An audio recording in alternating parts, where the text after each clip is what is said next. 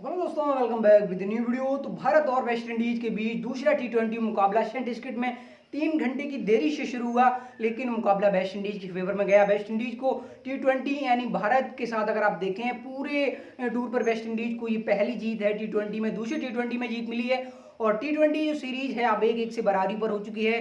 बाकी 3 मुकाबले खेले जाएंगे। देखिए, एक मुकाबला अभी और खेला जाएगा वेस्ट इंडीज में, उसके बाद 2 मुकाबले आएंगे फ्लोरिडा में खेले जाएंगे, यानी यूएस में खेले जाएंगे। लेकिन कल खबर ये भी आई है कि भारतीय टीम को अभी यूएस का वीजा नहीं मिला।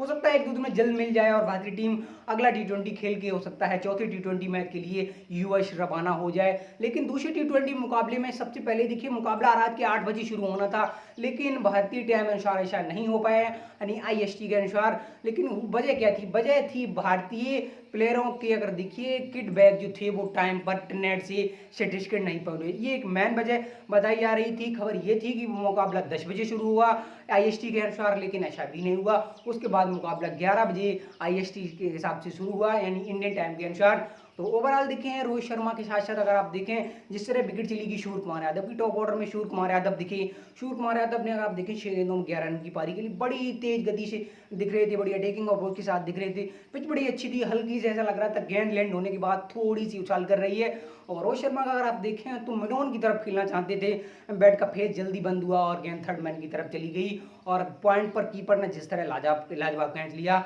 तो उसके बाद रोहित शर्मा जब पहली गेंद पर आउट हो गए, ओवर मकोई की पहली गेंद पर विकेट मिल गई। उसके बाद अगर आप देखें सूर्य कुमार यादव की विकेट चली गई। उम्मीद थी कि रोहित शर्मा की विकेट चली गई, सूर्या की विकेट चली गई। हो सकता है आप देखिए क्रीज पर जब श्रेयस अय्यर थे, ऋषभ पंत थे, तो उम्मीद थी कि श्रेयस रन बनाएंगे, क्योंकि आप देखें पूरी ओडीआई सीरीज में रन बना के आ रहे हैं। ऋषभ पंत बड़ी अच्छी फॉर्म में थे, टी20 में रन नहीं बनाए हैं, तो उम्मीद थी कि कुछ ना कुछ अपने आप को थोड़ा डोमिनेट करेंगे, कुछ अच्छे शॉट लगाएंगे। ऋषभ पंत ने कुछ अच्छे शॉट जरूर लगाए हैं, पर उनकी वही गलती है। अगर आप देखें, अगर 2-4 शॉट अगर वो अच्छा खेलते हैं, मेरी मानना, मगर देखिए शुरुआत में जिस तरह उन्होंने 2-3 चौके लगाए, छक्के लगाए, तो ओवरऑल थोड़े अच्छे दिख रहे थे, लेकिन वही गलती कर गए लगातार। अगर आप देखें तो जिस तरह उन्होंने मिड विकेट के ऊपर से लगातार हवा में शॉट मारा, तो वहाँ वो आउट हो गए। उसके बाद श्रेयस अय्यर आप देखें कीपर के हाथों कैच हो गए।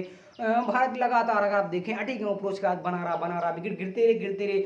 नतीजा ये हुआ कि आप 10 ओवर तक 75 रन के स्कोर पर अगर बात करें तो 4 विकेट आपके गिर चुके थे। यानी अगर एक तरफ बात करें तो 10 ओवर तक अगर आप टी20 खेल रहे हैं और 75 रन के निजी स्कोर अगर आपका स्कोर है, तो फिर आप अगर आप देखें अपने आप से निराश नहीं होंगे। एक ऐसी स्थिति में है जहां बहुत ज़्यादा अच्छा स्कोर नहीं है आपका, बहुत ज़्यादा खराब नहीं है, तो आगे 10 ओवर अगर आप अच्छा खेल के हो सकता है उसको रिकवर कर रहे हैं, लेकिन ऐसा नहीं हुआ। क्योंकि आप देखें भारत के लिए बीच के ओवर में रन नहीं बने।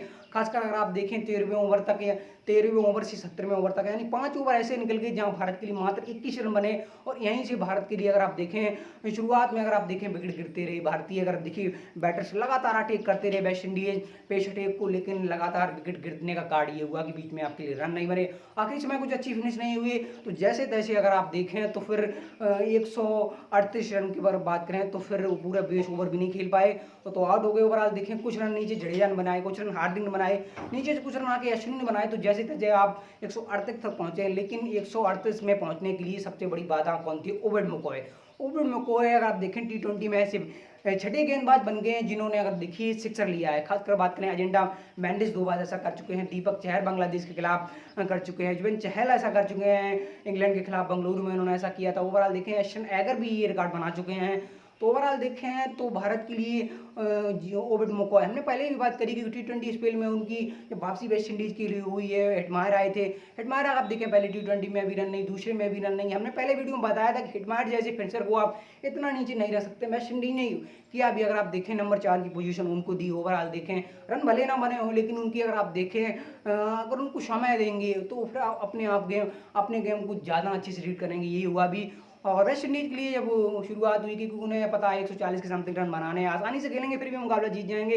लेकिन वेस्ट इंडीज के लिए अगर बात करें, मगर आप देखें ये जो विकेट कीपर बल्लेबाज थॉमस खेल रहे थे, ये जो ओपनर ब्रेंडन किंग दिखे, ब्रेंडन किंग अगर आप देखें अकेले बैटिंग में वेस्ट इंडीज के लिए मैन ऑफ द मैच रहे हैं।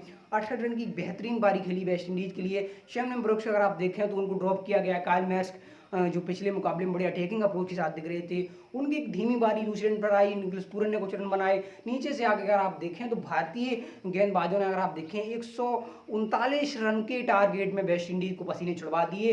वो तो टॉप ऑर्डर से ब्रेंडन किंग के रन आ गए, और नीचे से बात करें फिर एजे ओपनर या एजे और बात करें विकेट कीपर बल्लेबाज थॉमस के रन आ गए, क्योंकि 19 गेंदों में 31 रन उन्होंने बना दिए, इसलिए वेस्ट इंडीज नीचे मुकाबला जीत गई। क्योंकि आखिरी ओवर तक अगर मुकाबला गया है वेस्ट इंडीज के लिए 140 रन के समथिंग जब आपको चेज करने होते हैं, तो फिर आप समझ सकते हैं भारतीय पेस अटैक किस लेवल की गेंदबाजी कर रहा था। खासकर जब भुवनेश्वर कुमार ने 2 ही ओवर डाले थे, बाकी अगर देखें भुवनेश्वर को कोई विकेट नहीं मिली है। बाकी गेंदबाज अगर आप बात करें तो फिर सभी को सफलता मिली है।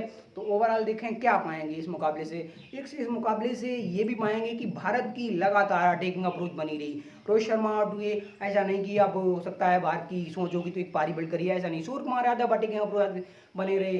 और उसके बाद अगर आप देखें जब सूर्या और रोहित दोनों आउट हो गए ऋषभ पंत के साथ, जिस तरह श्रेयस अय्यर ने आप देखें शुरुआत करी अटैकिंग अप्रोच के साथ, अगर आप देखें तो फिर श्रेयस अय्यर या ऋषभ पंत, उसके बाद हार्दिक पांड्या उन्होंने रन बनाए। नीचे से आप जडेजा बड़ी अटैकिंग अप्रोच के साथ दिखे, कार्तिक के रन इस बार नहीं आए।